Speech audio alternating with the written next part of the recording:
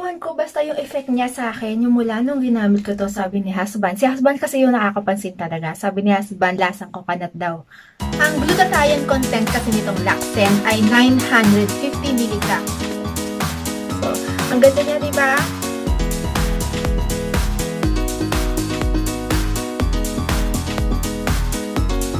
Ano yung gagawin nating review dito sa dalawang supplement?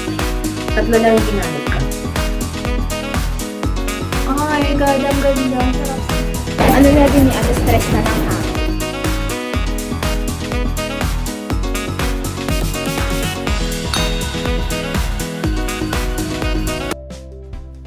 Hello my love, it's me Ganda ng Pilipinas sa Espanya. Welcome back sa aking channel. So for today's video, ipapakita ko sa inyo kung ano nga ba ang feminine wash na ginagamit ko ngayon. I-share ko sa inyo kung ano yung aking honest thoughts about sa product na ginagamit ko ngayon. Pero bago tayo mag-start, kung bago ka sa channel ko, please subscribe to my channel and click the notification bell para updated ka pang may bago akong uploads.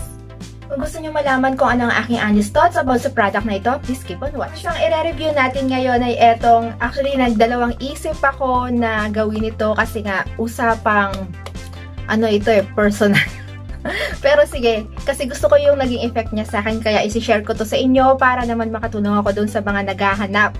Para dun sa mga taong naghahanap ng perfect na panghugas para sa ating mga private area. So, para din to dun sa mga taong irritated sa mga ginagamit nila ngayon. Okay, so ipapakita ko sa inyo ng malapitan yung product para mas mabasa rin ninyo yung mga sasabihin ko. So, ang pangalan ng brand ay Carefree. So, alam naman natin na trusted brand ito para sa feminine wash. So, ito yung bago nila na Duo Effect na Daily Intimate Wash. Then, ang ingredients niya ay aloe vera and green tea.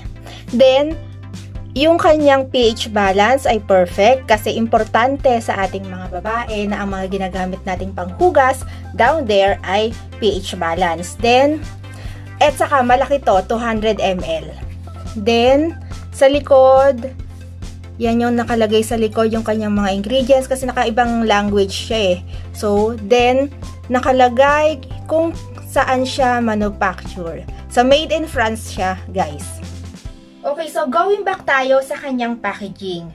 So, kung bibili nyo ito, hindi ito nakalagay sa box, ganyan mo lang siya na mabibili. Then, dito sa kanyang clip ay walang nakalagay na sticker. So, ganyan lang siya talaga, ganyan lang. Pero okay lang yon as long as na binili mo siya sa mga trusted stores dito sa Spain, okay lang yon, safe pa rin yon. Overall, pagdating sa kanyang packaging ay perfect para sa akin kasi nga favorite color ko ang pink. Napapansin nyo naman siguro yon sa ating mga vlog na lagi akong naka-pink. Then, malaki siya para sa isang feminine wash. Malaki to kasi nga 200 ml and matagalang gamitan na. Then, ang kanyang texture ay gel-like. Hindi ko lang alam kung nakikita nyo. Kasi puti siya. So, ayan o. May lumabas na sa kanyang Gel-like siya. Ayan, may lumabas na. And, very light lang yung kanyang amoy. Hindi siya matapang na tulad ng ibang feminine wash. Kasi yung amoy nito ay hindi tulad ng usual na amoy ng mga feminine wash na mabibili mo. May nagamit na kasi akong ganun eh. Hindi siya amoy feminine wash kung aamin mo. Then, very gentle yung kanyang amoy. Wala siyang matapang na amoy which is perfect para sa ating mga private area or vaginal area. Sa ating mga babae kasi, importante na yung gagamitin natin o ginagamit natin na panghugas down there ay pH balance kasi sensitive yung area na yon. So now naman punta naman tayo sa aking personal experience. I-share ko sa inyo kung ano yung aking personal experience habang ginagamit ko ito. First, yung kanyang amoy. Gusto ko yung amoy niya kasi nga hindi siya yung usual na amoy ng panghugas ng pempem down there na amoy panghugas talaga ng pempem. Pero eto ay hindi. Hindi siya ganon. At the same time, hindi siya matapang. Hindi matapang yung amoy niya. And hindi ako na-irritate sa kanya. Nagustuhan ko pa dito yung kanyang pakiramdam na all-day freshness. Yes, lalo na sa akin na araw-araw lumalabas. Umaga pa lang nag-uumpisa na yung aking routine. 5:30 gising na ako kasi ang trabaho ko ay sobrang aga. So, yung freshness niya ay naandun. Then, kasi kiniklaim ng product na ito yung kanyang long-lasting freshness up to 12 hours. So, proven ko yon na tumatagal talaga siya. Gusto ko rin yung pakiramdam na mild, gentle, at namo-moisturize niya yung aking private part down there. Kasi nga yung part na yon ay sensitive. Wala akong naramdaman na kahit na anong irritation habang ginagamit ko siya. No itchiness din, which is dagdag points yon sa akin. Pero yung pinakagusto ko ay malamig siya sa pempem. Pinakagusto ko yung pagkaginamit mo siya right away na pagkahugas mo. May cooling effect siya na pakiramdam, which is nakaka-fresh.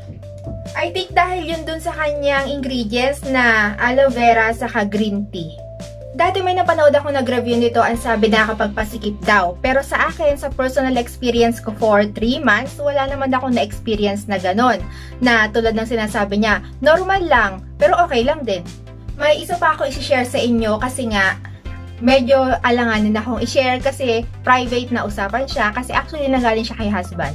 So, sabi ni husband, lasang coconut daw. Hindi ko nga alam kung totoo ba yun o ano, basta lasang coconut daw. Tapos, unlike yung sa color niya dati, nag-iba daw ngayon. Yun yung sabi ni husband. Actually, review niya yun para sa product na to. Kasi nahihiya siyang humarap sa camera. Saka mula nung ginamit ko ito, parang laging high si husband. Ewan ko, basta yung effect niya sa akin, yung mula nung ginamit ko to, sabi ni husband. Si husband kasi yung nakakapansin talaga. Sabi ni husband, lasang coconut daw. Kasi si husband yung nakakita siya yung nakakita. Kasi hindi naman ako yung tipo ng babae na tinitingnan ko yung private part ko na nakaharap sa salamin. Hindi ako ganun So, mas nakikita ni husband kung ano talaga yung nangyayari sa private part ko. So, now naman, saan nga ba pwedeng makabili nito dito sa Spain? So, etong sa akin, sa kayong nauna kong binili, lagi kong binibili sa Carrefour kasi malapit siya sa trabaho ko. And, sobrang mura nito. Wala pa siya sa 3 yata. Or kung lumagpas man, nasa 3 algo lang siya. Hindi ko na matandaan kasi naitapon ko na yung aking resibo. And take note, sobrang tipid nito. Kasi yung isang tube na ganito na merong 200 ml, pwedeng tumagal sa'yo ng 2 buwan. Minsan 3 buwan pa. Depende yun kasi sa paggamit mo. Kasi yung sa akin kasi ang ginagamit ko ito, konti lang ang kailangan ko para makapaghugas ako So, konting-konti lang talaga. Kasi mabula to Sobrang bula niya. And, sabi ko nga kanina na proven ko na tumatagal siya ng 12 hours talaga. Yung kanyang freshness. Then, pag-usapan naman natin ang safety. Kasi since mabibili mo ito sa mga beauty stores, alam natin na kapag ka mabibili mo sa mga beauty stores, FDA approved na yon. Ibig sabihin, pumasa yan sa mga dapat niyang pagdaanan bago madala o mapunta sa mga beauty stores. And since FDA approved siya, makakasiguro tayong mga babae na safe yung mga ginagamit natin, lalo na sa ating mga babae na may mga private area tayo na sensitive. Kaya kailangan tayong mga babae careful sa mga ginagamit natin. So yeah, my loves, I think nasabi ko na sa inyo yung aking lahat ng experience, lahat ng na-experience ko sa paggamit nitong Carefree Duo Effect Daily Intimate Wash. Pati yung personal na napansin ni husband ay nasabi ko na din. So, bago tayo magtapos, kung bago ka sa channel ko, please subscribe to my channel and click the notification bell para updated ka pang may bago akong uploads. At kung sa tingin mo ay very informative itong video na ito sa iyo, please don't forget to give me a thumbs up. Thank you for watching, my loves! See you sa mga susunod ko pang videos. Bye!